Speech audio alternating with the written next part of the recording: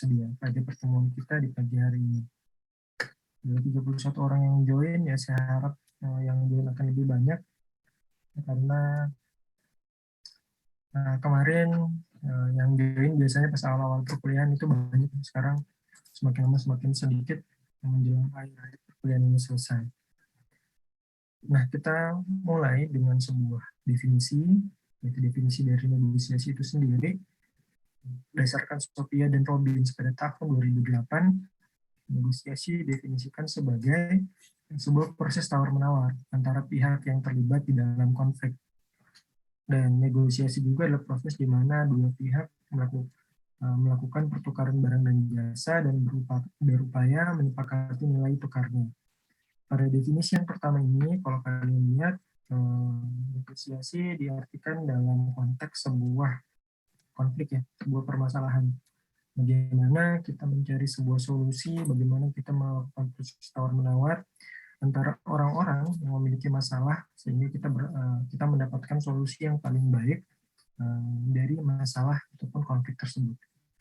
Sementara pada konteks yang selanjutnya, negosiasi didefinisikan sebagai konteks sebuah bisnis, sehingga ini erat kaitannya dengan pertukaran barang dan jasa, dan dalam kaitannya dengan menyepakati nilai ataupun berapa sih kita harus membayar barang dan jasa tersebut. Nah, ini adalah berikut teori-teori yang perlu kalian ketahui terkait dengan negosiasi pertukaran barang dan jasa. Untuk menyepakati nilai tukarnya, tentu saja menyepakati nominal harga barang dan jasa tersebut. Kira-kira seperti itu. Nah, kemudian kita akan lihat bagaimana sih fungsi ataupun sebuah prinsip fundamental di dalam negosiasi. Karena tadi saya berikan dua definisi dari dua macam konteks. Nah, di sini dikatakan bahwa fungsi dari negosiasi itu sendiri pada akhirnya dilakukan untuk menyelesaikan konflik yang ada, atau sebuah perbedaan kepentingan atau permasalahan untuk melalui tindakan komunikasi. Berarti pada akhirnya yang harus kita lakukan di dalam negosiasi ini, bagaimana kita mempelajari dari komunikasi sehingga agar bisa berjalan dengan baik, orang-orang yang berada pada negosiasi tersebut harus memiliki keterampilan dalam berbicara, mendengarkan, menyatakan gagasan secara jernih dan tepat. Jadi kemampuannya bukan sekedar berbicara, tetapi mereka juga bisa mendengarkan dan menyatakan gagasan atau keinginannya secara jernih, secara clear, dan tepat pada sasaran. Kira-kira seperti itu fungsi dan prinsip dari negosiasi yang dilakukan oleh orang-orang yang ingin menyelesaikan konflik, ataupun yang tadi ya, konteks dalam sudut pandang dunia bisnis menyepakati harga tawar-menawar atau nilai tukar sebuah barang dan jasa sebenarnya. Ini sudah sampai 20-35 orang, kita masih menunggu teman-temannya yang lain ya. Semoga mereka juga bisa segera join bersama kita. Saya lanjutkan. Nah, di sini terdapat prinsip negosiasi. Di sini ada 7 ya, yang saya bagi menjadi 2 part dalam prinsip negosiasi itu sendiri secara fundamental. Kalau tadi kan fungsinya, sekarang kita masuk kepada prinsip negosiasi. Nah, di poin yang pertama yang harus kalian perhatikan, nah di sini dalam negosiasi itu ada yang namanya bargaining, atau istilahnya itu bargaining power. Jadi ketika kita menjadi seorang negosiator atau orang yang melakukan proses negosiasi, kita harus berada di dalam posisi di mana kita memiliki bargaining power, atau kita memiliki kemampuan untuk bertukar. Misalnya ketika kita berada pada situasi dan kondisi kita mau membeli sebuah barang, dan taruhlah barang itu adalah sebuah obat, di mana obat tersebut kita sangat butuhkan untuk menyembuhkan sebuah penyakit. Tetapi obat tersebut limitnya ataupun tidak dijual bebas dan stoknya tinggal sedikit. Jadi kita berada di dalam sebuah apoteker dan ada seseorang yang menjual obat, ya meskipun ya ini gambarannya gambaran bargaining power saja. Kalau di apotek sih sebenarnya kan pada dasarnya nilai itu sudah fix. Meskipun pada kenyataannya kadangkala ketika sebuah obat semakin langka, nilainya itu ataupun harganya akan semakin naik. Ketika kita di posisi yang sangat membutuhkan, otomatis bargaining power kita kecil. Yang memiliki bargaining power besar adalah orang yang memiliki supply tersebut. Tetapi ketika kita bisa mencari toko lain yang bisa memberikan obat yang sama untuk satu obat yang kita maksud, berarti bargaining power kita tinggi. Kalau dia nggak bisa ngasih harga murah dalam tanda kutip, ya kita nyari di tempat lain gitu, kita nggak harus beli dari mereka. Tapi kalau kita mau nyari sebuah obat dan obat itu hanya tersedia pada satu toko tersebut dengan sisa stok terakhir, berarti bargaining power kita kecil. Yang memiliki bargaining power besar adalah orang yang memiliki obat tersebut atau si tokonya, si apoteknya. Nah, itu adalah gambaran terkait tentang bargaining power yang dimiliki oleh seseorang. Kira-kira seperti itu. Kemudian yang kedua, ketika kita berada dalam situasi di mana pihak lain itu enggak memiliki otoritas ataupun tidak bisa mengambil keputusan sendiri, maka sebaiknya kita disuruh hentikan negosiasi. Kenapa?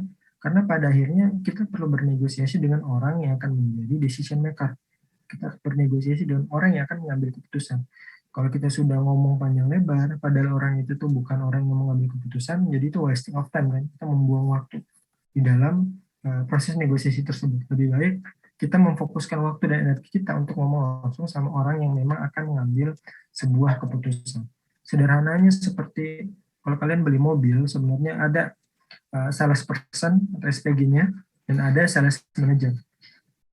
Salesperson itu hanya akan menawarkan produk yang akan dijual. Dia menemani kita untuk melihat mobil, dia menjelaskan fitur dan lain-lain, even dia menemani kita untuk test drive. Tapi pada akhirnya di dalam penguncian harga yang mengambil peran utama adalah sales manajernya. Jadi sales manajernya yang memberikan kebijakan dia dapat harga berapa, promo apa yang bisa dia terima. Jadi dalam proses pembelian memang ditemani oleh salesperson atau SPG, tapi dalam proses pengambilan keputusan, nah yang mengambil keputusan itu adalah sales manager. Itulah gambaran bagi orang yang memiliki otoritas untuk mengambil sebuah keputusan. Dalam konteks jual beli mobil ya, yang tadi saya berikan. Kemudian yang ketiga, negosiasi bisa kita lakukan secara ya, individual, ketika kita person to person, ataupun secara kelompok pada sisi yang lain. Tetapi pada akhirnya biasanya negosiasi dalam bentuk kelompok pun ya kita lakukan dengan mengambil sebuah perwakilan. Nggak mungkin orang-orang di dalam kelompok tersebut yang akan ngomong langsung semuanya, tetapi akan diwakili oleh orang yang mengambil otoritas di dalam kelompok tersebut. Seperti nego-nego di dalam perang. Kadang-kadang kan ada, kalau kalian nonton film perang, ya pada akhirnya akan ada satu orang yang akan maju untuk bernegosiasi terhadap beberapa term dalam peperangan dan lain-lain, nggak harus dilakukan oleh banyak orang. Kalau kita lihat sebuah kelompok besar ya, begitu pula bahkan kelompok kecil, satu orang yang menjadi negosiator. Kemudian prinsip yang keempat, nah, dari awal kita harus menetapkan bagaimana sih maksud dan tujuan negosiasi. Tujuannya harus clear, tujuannya harus jelas supaya apa? Supaya kita tahu output yang kita dapatkan, supaya kita tahu negosiasi yang kita lakukan itu berhasil atau tidak, sesuai dengan tujuan atau tidak, dapat kita raih atau tidak. Kemudian selanjutnya di poin kelima, disarankan kesepakatan yang kita buat itu kita bikin secara tertulis. Nah ini adalah salah satu konteks yang penting ya, karena pada akhirnya perjanjian-perjanjian itu tidak bisa dinyatakan dalam sisi verbal saja. Perjanjian verbal itu adalah perjanjian yang sangat tidak kuat, perjanjian yang bahkan ketika kita bersumpah dengan membawa nama Tuhan ya, tetapi perjanjian yang sangat kuat adalah perjanjian yang tertulis dan itu sifatnya sangat mengikat. Dan juga dengan adanya perjanjian tertulis diharapkan tidak akan menimbulkan salah pengertian pada masa yang akan datang.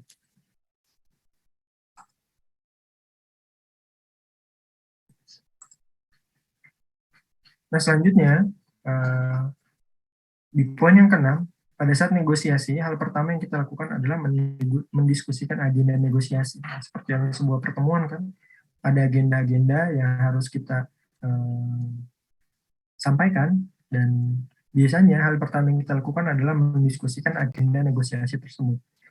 Dan di poin yang terakhir, kita diharapkan bisa cermat dalam menuangkan usulan dalam bentuk gagasan tentang situasi secara jernih. Jadi kita memberikan atau menceritakan segala sesuatu, keterampilan komunikasi kita diasah untuk menciptakan hal tersebut dalam bentuk gagasan tentang situasi yang ada secara jernih atau secara clear supaya orang-orang itu bisa mengerti dan memahami apa yang kita maksud.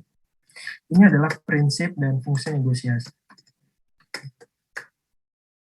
Nah, kemudian kita akan lihat secara gamblang, secara singkat aja tentang strategi negosiasi. Pada dasarnya itu ada dua ya, kalau fundamentalnya, meskipun kalau kalian browsing itu strategi negosiasi ini sangat banyak, puluhan bahkan bisa sampai ratusan gitu. Gimana cara kita bernegosiasi sama seseorang dalam konteks apapun ya, dalam konteks bisnis, dalam konteks permasalahan atau konflik dan lain-lain. Tetapi pada umumnya ada dua strategi negosiasi yang umum, yaitu strategi menang kalah atau win-lose negotiation dan negosiasi menang-menang, win-win negotiation atau win-win solution, mungkin kalian pernah mendengarnya. Secara sederhana, negosiasi menang kalah ini akan menempatkan kedua negosiator ke dalam zero sum game. Nah, apa maksudnya zero sum game? Zero sum game adalah suatu permainan yang dimana either orang yang pertama mendapatkan 100 dan yang orang kedua mendapatkan 0, ataupun orang yang kedua mendapatkan 0, mendapatkan 100 dan orang yang pertama itu mendapatkan 0. Jadi sebuah permainan di mana hanya akan ada menang dan kalah. Hanya akan ada win dan loss. Antara yang satunya menang, yang satunya kalah, dapat 100 dan dapat 0, ataupun yang satunya dapat 0, yang satunya dapat 100. Itu negosiasi menang kalah. Dan ini kalau kita lihat gambarannya kan, ya kan akan ada satu kondisi juga yang memungkinkan ataupun yang menyebabkan ya mau tidak mau kita harus mengambil peran, entah itu kita menang atau kita kalah, atau entah itu orang yang lain menang ataupun kita yang akan kalah. Tetapi negosiasi bentuk yang kedua, dan ini basisnya biasanya ya digunakan di dalam dunia bisnis ya.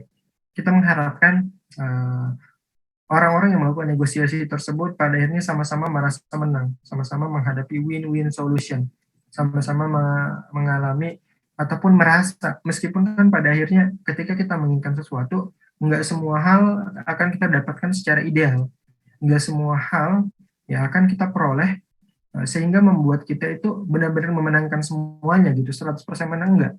Tetapi di dalam negosiasi akan ada satu kondisi di mana ketika kita mengambil sebuah keputusan tidak merugikan oleh pihak lain, begitu pula pihak kita juga tidak merasa dirugikan.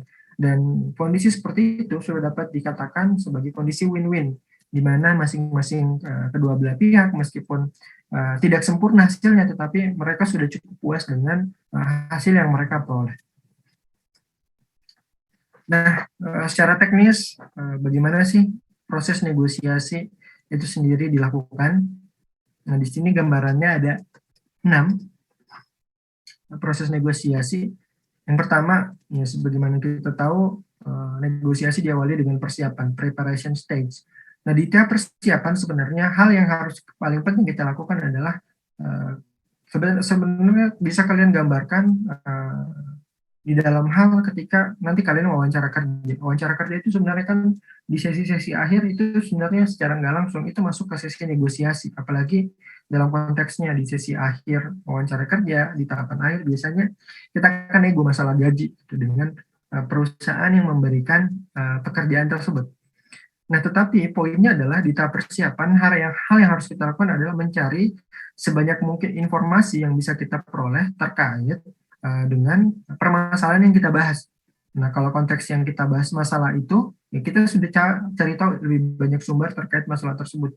Kalau konteksnya dengan ya, perusahaan tadi, dengan gaji dan lain-lain, ya kita sudah cari tahu banyak terkait perusahaan tersebut, seluk-beluk perusahaannya, ya bahkan standar gaji yang diberikan kepada orang-orang yang bekerja di sana sebagai pekerja yang baru atau pegawai baru. Nah, di tahap persiapan ini tidak kalah pentingnya dibandingkan dengan tahap pelaksanaan, karena ya dengan kita melakukan persiapan yang bagus, kita bisa melakukan proses negosiasi itu sebaik mungkin dan kita akan lebih dekat dengan hasil ataupun jawaban yang kita inginkan di dalam ketika proses negosiasi itu telah selesai.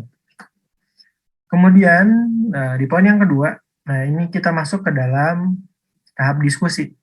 Nah, tentu saja di tahap diskusi ya kita akan memulai untuk mendiskusikan sesuatu atau mendiskusikan hal yang pengen kita bicarakan dengan orang lain di dalam proses negosiasi tersebut.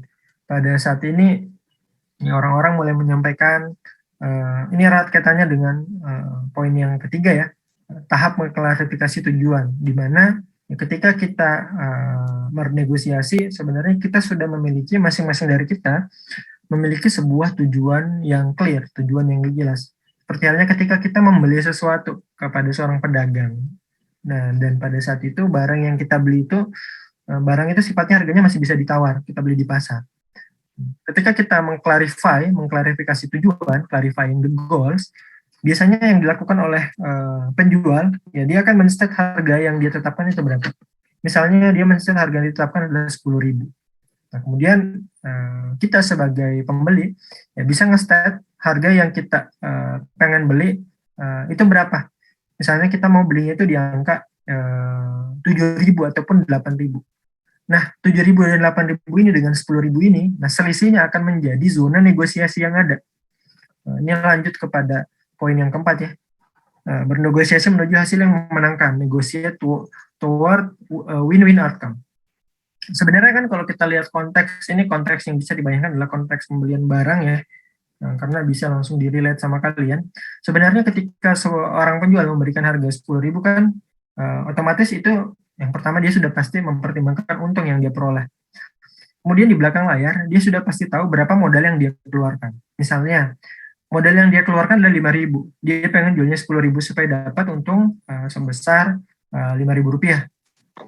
Dan si pembeli, ya dia pengen nawarnya di harga 7.000 misalnya, atau 8.000. Nah, ketika negosiasi itu berjalan, sebenarnya karena si penjual ini tahunya di belakang layar, bahkan ketika ditawar 7.000 pun sebenarnya dia masih untung. Tetapi untungnya tidak begitu besar, untungnya cuma 2.000, untungnya itu kecil. Sementara ketika dia tawar 8.000 pun, dia berikan di harga 8.000, ya otomatis ya dia masih untung dengan untung nominal 3.000 rupiah tadi.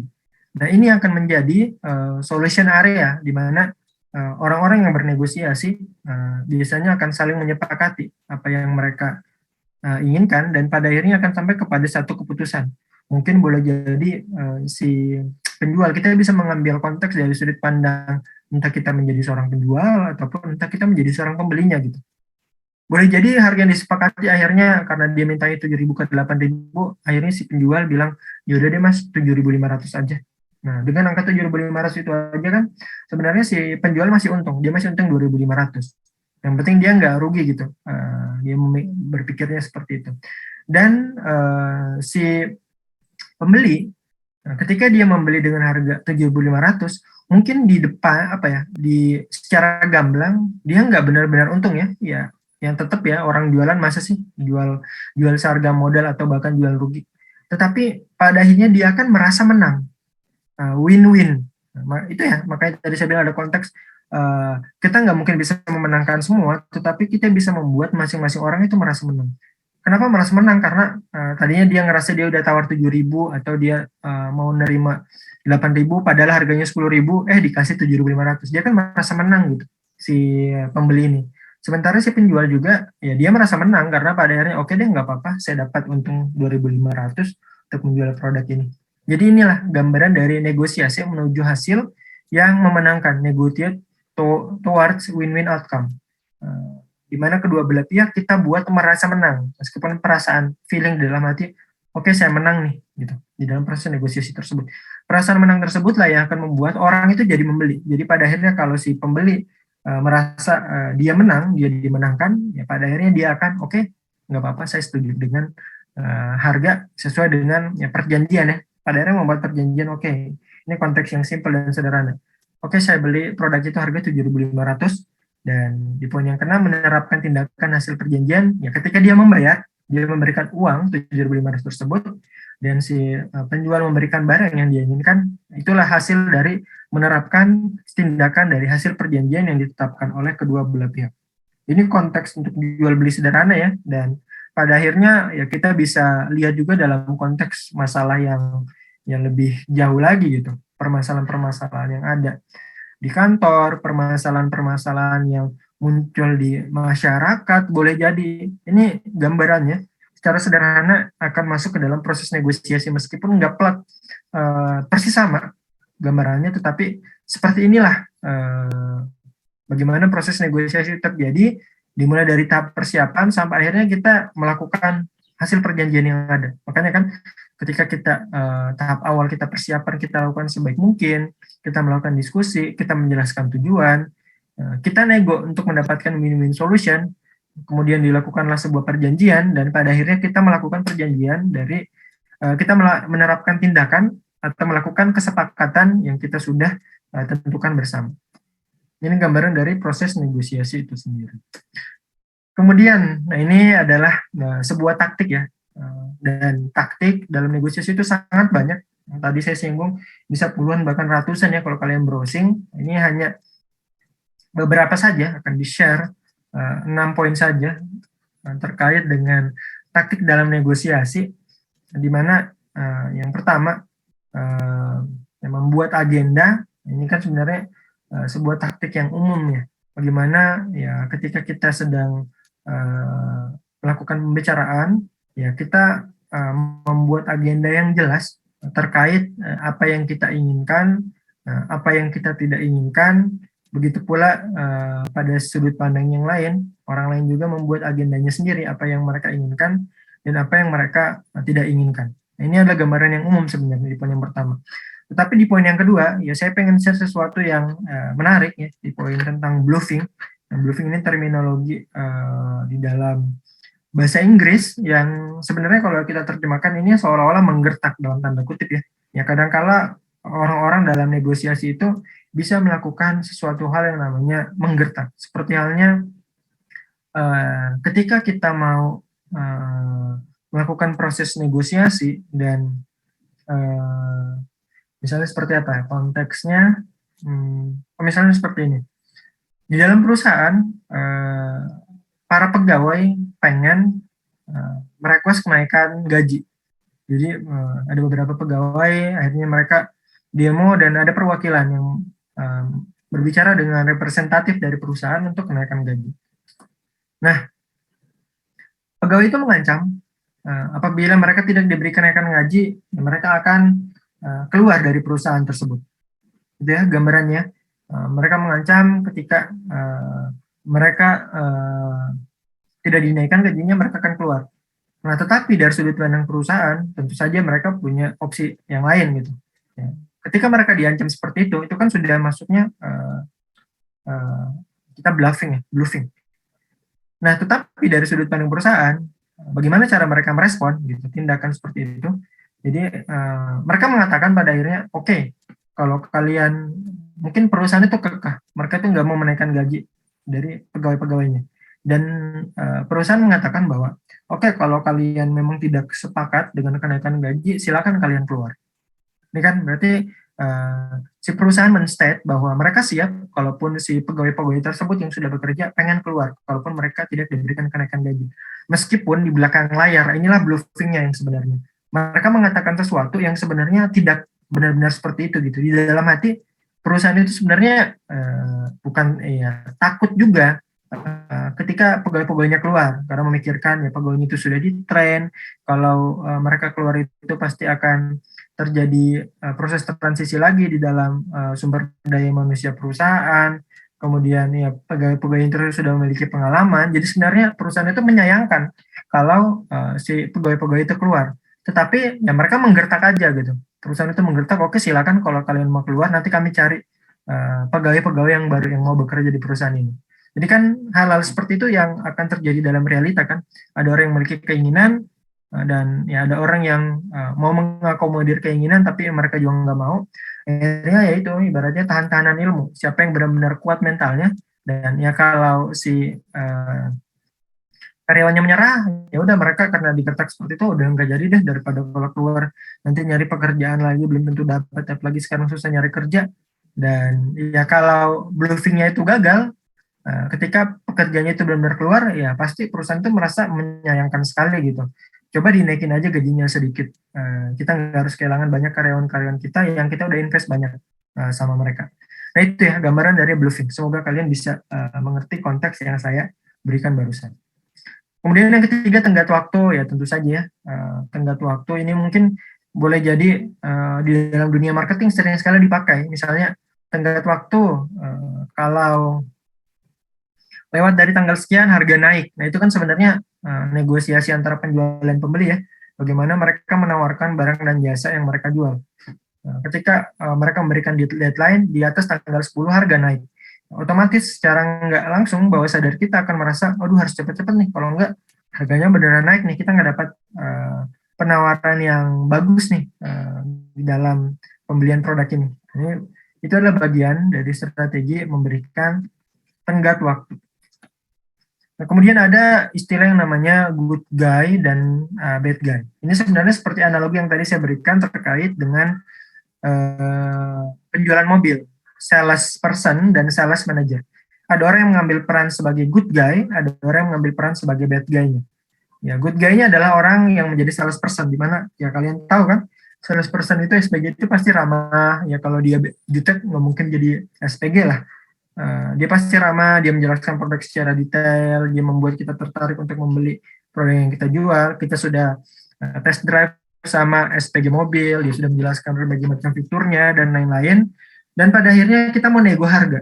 Nah, tetapi kalau kita mau nego harga, sebenarnya pada akhirnya kita nggak bisa nego sama dia. Kita akan negonya kepada seorang sales manager. Jadi ketika kita sudah menyepakati harga, misalnya kita membeli 500 juta, dan ya kita pengen nawar nih, kita pengen dapat promo diskon di harga yang lebih rendah, misalnya 450 atau 480. Nah, pada akhirnya si sales person yang baik ini, good guy ini, akan menyerahkan kepada si bad guy-nya, yang mengambil peran sebagai bad guy-nya, sales manager-nya, yang akan menentukan harga fix dari penjualan mobil tersebut. Nah, dan ketika si sales manajernya mengatakan bahwa oh harganya nggak bisa nih, harganya udah pas dia 500 juta, ya mau gimana lagi, karena pada akhirnya si sales person ini nggak memiliki kemampuan untuk mengambil sebuah keputusan, nggak memiliki bargaining power yang saya katakan tadi. Makanya ya ini sebuah taktik dalam negosiasi untuk menyiasati para pembeli yang pengen banget ngambil barang harga-harga murah, harga-harga promo, harga-harga diskon yang berada di dalam negosiatornya, ya pada akhirnya si sales person yang akan mengambil peran tersebut. Nah, kemudian selanjutnya, the art of concession. Ya, konsesi ini seperti halnya keinginan-keinginan yang diinginkan oleh orang satu sama lain. Masing-masing dari kita pasti punya keinginan. Yang kalau di list itu akan banyak keinginannya satu sama lain. Tapi di art of concession ini, ketika kita memiliki keinginan-keinginan, begitu pula si penjual punya keinginan, ya bagaimana cara kita, ini kan karena namanya di art, sebuah seni ya, bagaimana cara kita membuat keinginan-keinginan tersebut, kan tentu saja kita tidak bisa memenuhi semua, tetapi memberikan konsesi, ada keinginan-keinginan yang boleh jadi kita bisa penuhi. Dan begitu pula mereka, atau si pembeli, ya ada keinginan-keinginan yang berasal dari kita, yang bisa dia penuhi. Misalnya kita berbicara tentang cara pembayaran, tempo pembayaran, jumlah DP. Nah, kalau dari sudut pandang ya pembeli dan penjual ya, kemudian kita lihat dari sudut pandang berapa harga fix yang kita inginkan, promo yang kita dapatkan, ya, tetapi itu kan konsesi-konsesi tersebut yang menjadi bahan perlindungan satu sama lain. Enggak serta-merta kita bisa memenuhi semuanya, tetapi ada poin-poin yang bisa kita penuhi dan ada juga poin-poin yang tidak bisa kita penuhi. Kemudian yang terakhir, intimidasi. Ya, bisa kalian bayangkan ya, intimidasi. Bagaimana kita mengintimidasi seseorang, mempengaruhi seseorang, atau mengancam seseorang. Ya, kalau kamu nggak mau, ini kan sebenarnya bukan ego juga sih sebenarnya. Kalau kayak di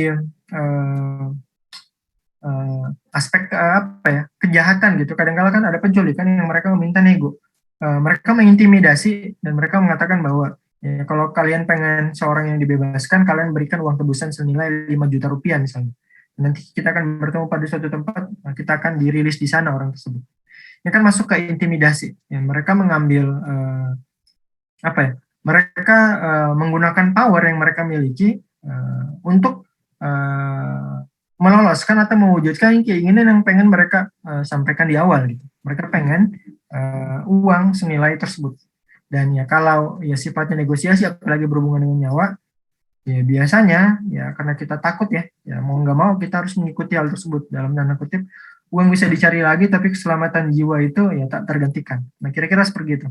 Ini hanyalah 6 taktik atau di dalam negosiasi, dan kalau kalian browsing, silakan kalian cari. Masih akan sangat banyak taktik-taktik yang lain yang terkait dengan negosiasi. Ini udah ada 56 orang yang hadir, saya cek dulu slide kita udah sampai mana. Oke, kita sudah sampai menjelang tahap yang ke sudah setengah jalan ya. Mungkin saya akan lanjutkan lagi. Nah, sekarang kita akan melihat pembahasan terkait bagaimana sih di dalam negosiasi itu sebenarnya ada yang namanya sebuah tempo. Mungkin sadar atau tidak ya, ada yang namanya sebuah tempo, di mana yang pertama, ketika negosiasi dimulai secara lamban, sehingga pada akhirnya waktu-waktu yang ada itu dihabiskan untuk membahas hal kecil. Dan biasanya hal ini tuh dipakai untuk menolak seluruh pembahasan. Kalau kita pengen menolak sesuatu, biasanya strategi yang bisa kita lakukan, kita ngatur tempo, kita mulai secara lamban, kita bahasnya itu hal-hal receh, hal-hal remeh, sehingga kalau kita punya waktu 1 jam, 50 menit udah habis untuk membahas masalah ini, masalah kecil. Sehingga ya untuk membahas masalah yang utamanya, waktunya itu sedikit, dan pada akhirnya kita nggak bisa mendapatkan sebuah kesimpulan yang clear. Akhirnya ya kita menolak seluruh pembahasan yang ada. Ini dimulai secara lamban. Kemudian, sebaliknya, apabila ada butir pembahasan yang nggak begitu penting bagi kita, kadangkala yang bisa kita lakukan adalah kita alihkan pembicaraan. Ini kan kadangkala terjadi gitu. Kalau kita ngobrol sama orang, kita tiba-tiba dibahas nih terkait satu hal yang nggak pengen kita bahas. Ya, hal yang biasanya kita lakukan adalah kita alihin pembicaraan dengan cara kita mengangkat topik yang lain. Kita mengangkat topik yang lain sehingga pada konteks tersebut nggak jadi dibahas, namun pada akhirnya kita tetap menjaga butir pembahasan yang kita pengen sampaikan itu tidak berubah. Jadi ya kita alihkan, tetapi kita tetap kepada butir pembahasan yang akan kita bahas itu tidak berubah. Kemudian kadang-kala juga negosiator memanfaatkan kelelahan fisik dan pikiran dengan cara memperpanjang waktu pembahasan hingga larut malam sehingga orang lain itu merasa kelelahan. Nah, ini gambarannya ya. Kalau rapat-rapat itu dilakukan terlalu malam kan akhirnya itu nggak efektif kan. Akhirnya ya dilakukan ya panjang-panjang waktu, tetapi kita nggak bisa mendapatkan kesimpulan yang clear gitu, kesimpulan yang pasti atau kesimpulan yang terbaik terkait apa yang kita bicarakan atau apa yang kita obrolkan dengan lawan negosiasi kita. Ini kan sebenarnya bagian dari sebuah strategi supaya pihak lawan merasa kelelahan dan pada akhirnya ya dia menyerah dalam tanda kutip, ya udah deh, itu dia nerima aja deh yang kita request di awal. Kira-kira seperti itu. Kemudian ya pengaturan tempo, masih dalam pengaturan tempo dalam negosiasi.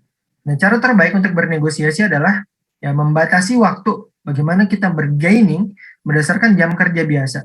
Jangan sampai kita membuat waktu dari menjadi fleksibel. Kalau kita sudah menetapkan waktu untuk ngobrol ini adalah 2 jam, ya udah kita benar-benar menggunakan 2 jam tersebut untuk membicarakan negosiasi kita atau untuk membicarakan masalah yang pengen kita bahas. Sehingga ketika waktunya itu tiba-tiba sudah habis, ya mau nggak mau kita menghentikan, ya karena kan pada akhirnya kita merasa ya ini waktunya sudah habis, dan kalau memang ini sudah selesai dibicarakan, ya kita cukupkan gitu. Meskipun sebenarnya boleh jadi ada hal penting yang belum sempat dibicarakan. Ini dalam tanda kutip, dalam konteks kita menolak ya, dalam tanda kutip menolak dengan cara-cara yang sangat halus dan taktis gitu. Kemudian di poin yang terakhir, ada taktik lain untuk mengatur tempo, yaitu misalnya kalau kita udah bahas sesuatu hal, kalau kita pengen kita sudah ada beberapa poin yang harus kita bahas, poin A, B, dan C.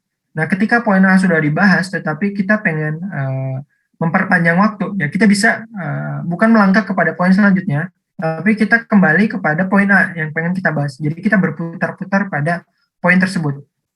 Sehingga pada akhirnya karena kita terlalu lama berputar-putar, nah kita mengalami jalan buntu. Dan ketika hal itu terjadi, negosiasi dihentikan dan memberikan kesempatan masing-masing pihak untuk beristirahat dan memikirkan jalan keluar untuk mengatasi jalan buntu. Ini kan sebenarnya salah satu berbagai macam strategi yang bisa kita lakukan untuk mengulur-ngulur waktu sebenarnya. Untuk mengulur-ngulur waktu ketika kita menginginkan sesuatu dan tidak menginginkan sesuatu untuk dibahas ataupun untuk terjadi di dalam situasi yang nyata. Kira-kira seperti itu ya.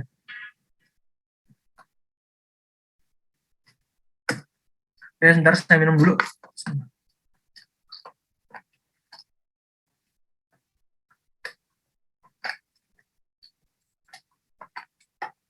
Nah, kita sudah sampai ya di poin-poin akhir pembahasan kita. Di sini ada sekitar 4 slide lagi. 5 slide lagi deh dengan ini. Nah, sekarang kita akan lihat di poin terakhir tentang bagaimana sih tahap-tahap negosiasi, tetapi ini konteksnya dengan sebuah bisnisnya, pembeli dan pemasok. Kalau kita mau lihat sudut pandang ketika kita ingin membeli sesuatu, dan kita berbicara dengan supplier, orang yang memasok sesuatu, orang yang memberikan barang tersebut, yang menjual barang tersebut kepada kita. Pada akhirnya ketika kita bicara tentang negosiasi pembelian, ini adalah sebuah proses yang terdiri dari beberapa tahap. Ada beberapa tahap di samping tadi saya sudah jelaskan kan, ada agenda umum sebenarnya dalam proses negosiasi tersebut. Dan ya pada akhirnya proses negosiasi yang umum itu akan berputar di antara ya 6 tahapan ini, 6 proses negosiasi ini. Tapi di sini kalau kita lihat konteks yang lebih spesifik dalam tahap negosiasi ketika kita mau membeli sebuah barang ya dengan pemasok. Tahap ini diawali dengan pendahuluan, lalu dilanjutkan dengan penawaran awal, selanjutnya disusul dengan tukar-menukar konsensi, dan diakhiri dengan kesepakatan. Dan ini diringkas atau disamarikan dengan lebih dengan lebih padat, dengan lebih ringkas, bagaimana sih tahapan negosiasi yang kita lakukan dengan antara seorang pembeli dan pemasok. Nanti ya presensi mungkin saya akan share sekitar ya 8.20, 6 menit lagi di 2 slide terakhir. Sekarang kita lanjutkan dulu pembahasannya. Yang pertama, tahap pendahuluan. Nah, tahap ini seperti halnya namanya tahap pendahuluan. Nah, ini erat kaitannya dengan tadi kan, tahap pencarian informasi, di mana tahap ini akan ditandai dengan bertemunya pembeli dan pemasok. Tetapi pada tahapan ini, ketika kita mengambil peran sebagai seorang pembeli, ya kita harus mengumpulkan informasi terlebih dahulu. Kita harus cari informasi sebanyak-banyaknya dan menetapkan sasaran pembeliannya. Apa sih pada harga mana sih kita sepakat atau kita setuju, pada spek produk yang seperti apa sih yang kita inginkan. Dan yang namanya kita mencari informasi kan, kita berada pada era di mana informasi itu sudah sangat-sangat mudah dan gampang kita peroleh di internet. Dan ya dengan hal ini yang kita bisa lakukan, ya kita bisa browsing terlebih dahulu, kita bisa baca terlebih dahulu, atau boleh jadi kita bisa bertanya kepada orang yang pernah membeli terlebih dahulu. Karena pada akhirnya informasi ini adalah part yang sangat penting. Keberadaan informasi adalah penting bagi pembeli supaya mereka itu percaya diri dengan kita tahu situasi yang ada, tahu harga atau spesifikasi, udah browsing informasi, udah nanya kepada orang yang sudah beli. Nah, ini akan membuat kita menjadi lebih pede, lebih percaya diri, dan dalam tanda kutip kita nggak dipermainkan oleh pemasok. Karena kan pemasok itu mengetahui semua informasi di belakang layar kan, ya dia modalnya berapa, yang keuntungannya berapa yang dia biasa peroleh, biasanya orang transaksi di closingnya di harga berapa, itu kan mereka sudah miliki tuh. Dan kalau kita datang tanpa membawa informasi apa-apa atau tanpa resource apa-apa dari sudut pandang tersebut, nah, kita boleh jadi bisa dipermainkan oleh pemasok. Makanya ini tips, ketika kita, sebelum kita melakukan negosiasi diawali, ya kita cari deh sebanyak mungkin informasi terlebih dahulu, sebelum kita menetapkan sasaran pemberian kita pada akhirnya. Karena keberadaan informasi tersebut sangat penting supaya nantinya kita itu nggak dipermainkan oleh si pemasok atau si penjual yang menjual barang tersebut. Kira-kira seperti itu. Nah, kemudian, setelah kita masuk atau kita melewati tahap pendahuluan yang tadi, nah kita memasuki tahap kedua, yaitu tahap penawaran awal. Nah, pada tahap ini apa yang terjadi? Pada tahap ini, pemasok dan pembeli yang sudah berinteraksi dan mulai membuka penawaran satu sama lainnya. Dan tentu saja, kalau kita mengambil peran sebagai seorang pembeli, namanya kita mau beli barangnya, apalagi barangnya itu nggak dicantumkan harganya, kita pengen tahu dong berapa sih harga yang ditawarkan oleh penjual, berapa harganya, apa layanan yang kita dapat, atau boleh jadi bonus-bonus apa sih, kan kita namanya orang Indonesia ya senang sekali sama bonus diskon 5.000 aja, atau bonus free ongkir, atau bonus gantungan kunci, bonus piring, bonus gelas kalau kita beli di supermarket kan. Ya, itu kan hal-hal yang mungkin sederhana, tapi boleh jadi itu menjadi salah satu poin yang akan membuat keinginan kita untuk membeli. Intention to buy kita akan menjadi lebih besar ketika diberikan bonus seperti itu. Makanya di awal tahap negosiasi ini, pada tahap penawaran awal, pasti kita kalau pengen membeli sesuatu, kita pengen tahu dong, apa sih tawaran yang diberikan sama penjual, harganya berapa, layanan, dan bonus. Nah, satu poin yang harus kalian perhatikan, yaitu ketika kita mau membeli sesuatu, jangan sampai harga awal itu keluar dari mulut kita. Jadi biarkan orang yang menjual menyampaikan harga yang mereka berikan terlebih dahulu. Jangan sampai keluar di mulut kita. Nah, kenapa? Nah, berkaitan dengan harga, jangan sampai pembeli membuka harga. Hal ini untuk menghindari kemungkinan pembeli terjebak. Kenapa? Karena kalau harga itu terlanjur keluar dari mulut kita, sadar atau tidak sadar kita akan terjebak. Karena kan kalau si penjual ini punya range harga di dalam hati ya, tadi yang saya bilang 5.000 ditawarin 10.000, tetapi ketika di awal kita sudah bilang 15.000 deh bang.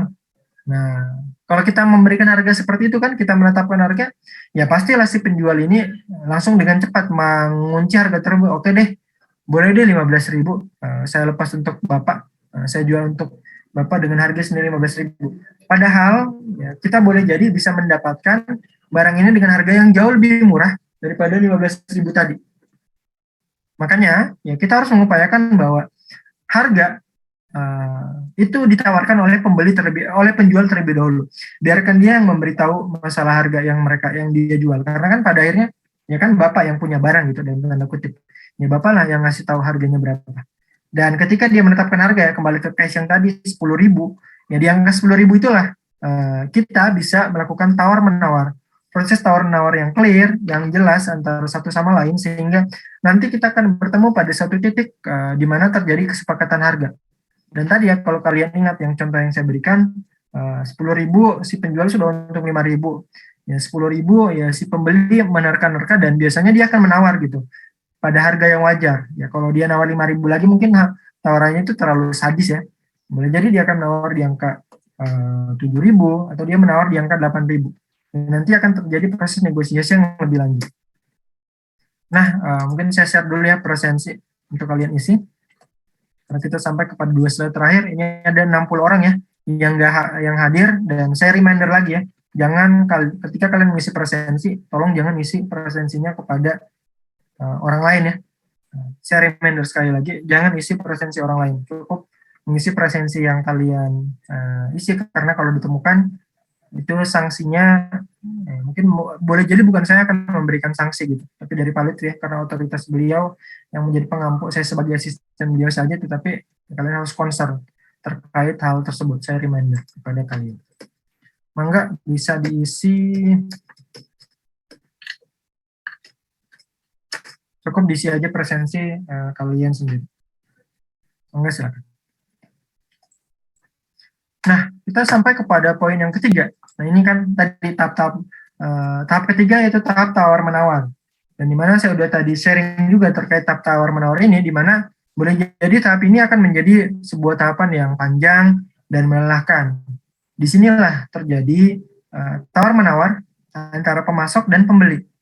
Nah, bukan sekedar tawar-menawar dari sisi harga ya, tapi yang saya bilang tadi, boleh jadi kita tukar-menukar konsensi. Misalnya ya kita nego mengenai cara pembayaran, mungkin ada orang yang pengen bayarnya DP-nya, misalnya DP-nya beberapa persen dari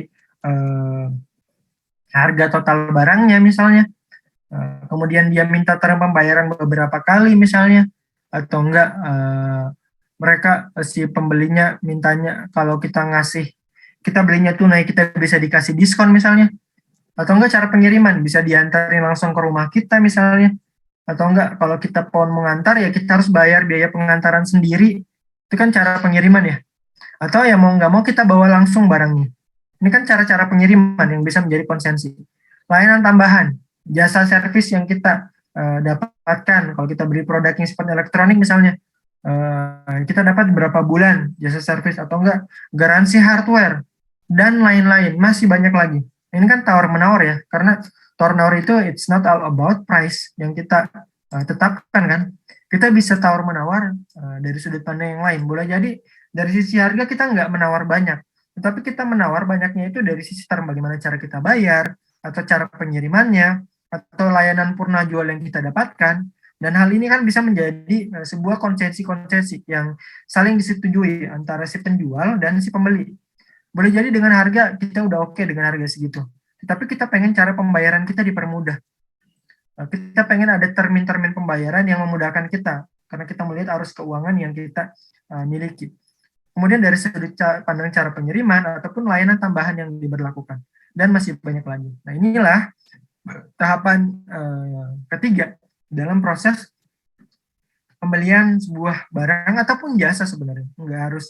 Nggak serta-merta semuanya tentang barang ya. Segala sesuatu yang bisa dijual dan ada nilai tukarnya, ini adalah tahapan di dalam negosiasinya seperti apa. Dan kita sampai kepada slide yang terakhir, tahap keempat, tahap terakhir atau tahap kesepakatan. Nah, pada tahap inilah terjadi kesepakatan atau kontrak pembelian.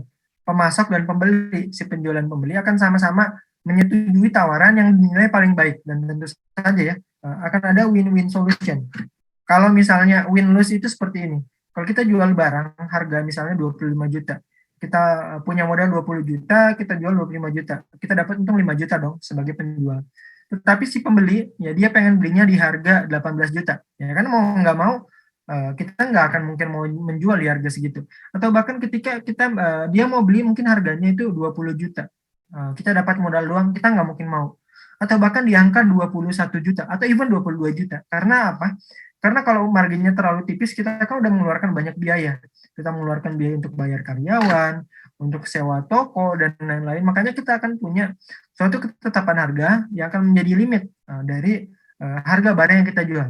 Boleh jadi mungkin kita setuju di angka 23 juta, oke deh, untung 3 juta masih cukup untuk menutup biaya-biaya lainnya. Karena kan pada akhirnya keuntungan itu bukan keuntungan bersih, keuntungan itu akan dipotong lagi dengan biaya-biaya lain yang kita keluarkan. Nah, pada tahap ini akan terjadi kesepakatan di mana penjual dan pembeli akan sama-sama menyetujui tawaran yang mereka nilai paling baik, sehingga ya tawaran ini bukan sekedar dari sisi harga ya tadi, tapi dari sisi semua konsensi yang ada, termin pembayaran, bonus yang didapatkan, garansi yang diberikan. Nah, tahap terakhir di dalam konteks bagaimana ketika kita menjual sebuah barang ataupun jasa, kita menyepakati harga yang ditetapkan dan konsesi-konsesi yang ada yang bisa kita dapatkan ataupun yang bisa kita berikan. Kalau kita melihat dari sudut pandang kita sebagai seorang penjual.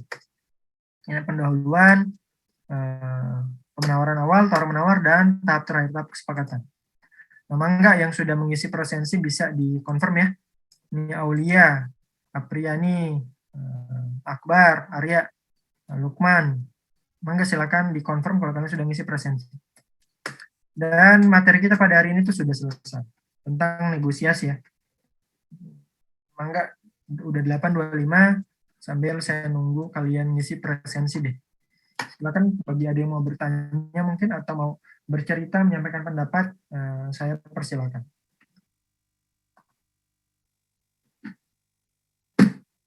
Sambil saya menunggu kalian. Mangga, silakan.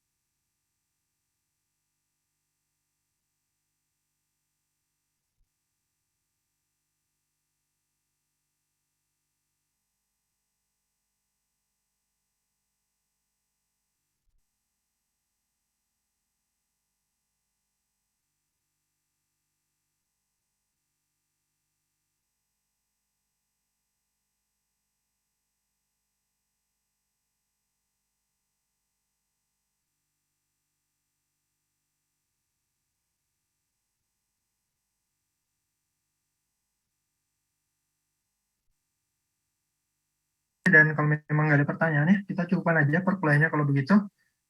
Terima kasih banyak atas perhatiannya. Semoga ilmunya bermanfaat pada hari ini. Mohon maaf apabila ada kekurangan dan masih ada poin yang belum jelas. Insya Allah materinya yang tadi yang saya sampaikan itu sudah berusaha saya sampaikan kepada kalian sebaik mungkin. Insya Allah mungkin kita akan ketemu lagi di pertemuan selanjutnya, pertemuan ke-14 ya, mata kuliah kewirausahaan, sebelum nanti mungkin Pak Lutfi akan mengisi di sesi akhir. Oke, terima kasih banyak anak-anak atas kehadirannya pada hari ini. Kita sampai jumpa lagi pada pertemuan selanjutnya. Saya akhiri. Assalamualaikum warahmatullahi wabarakatuh dan selamat pagi. Waalaikumsalam. Makasih Pak. Terima kasih. Waalaikumsalam. Terima kasih Pak.